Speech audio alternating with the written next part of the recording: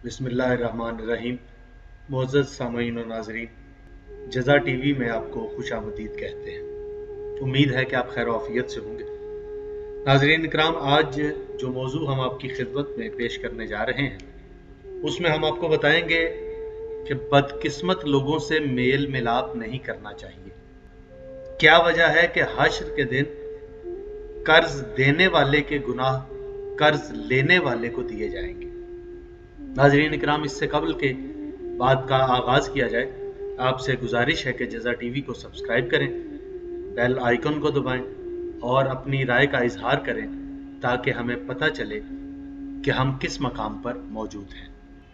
नाज़रीन इकराम, अपने एक सहाबी से इमाम जाफर सादिक अलैहिस्सलाम ने फरमाया, मेरे लिए महरूम और बदकिस्मत लोगों से कोई चीज़ न खरीदा करो, इसलिए कि इसमें कोई बरकत नहीं हुआ करती। आपने फरमाया, आफत ज़दा लोगों से मुआमला करने से परहेज करो, इसलिए कि वो लोग जालिम हैं और ये अजाब उनके जुल्म के नतीजे में उन पर नाजिल हुआ है। एक और मकाम पर इमाम इरशाद फरमाते हैं, तुम लोग पस्त और कमीने लोगों के साथ मेल जोल से गुरेज करो, इसलिए कि पस्त व कमीना कभी खैर की तरफ माइल नहीं होगा।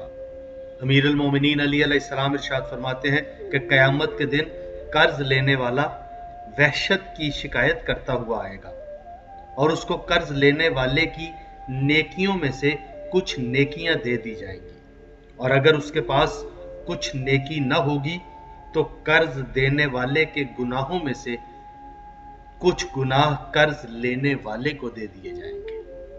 नाज़रीन इकराम, उम्मीद है कि कुछ गुजारिशात आपके इल्म में इजाफे का सबब बनी होंगी।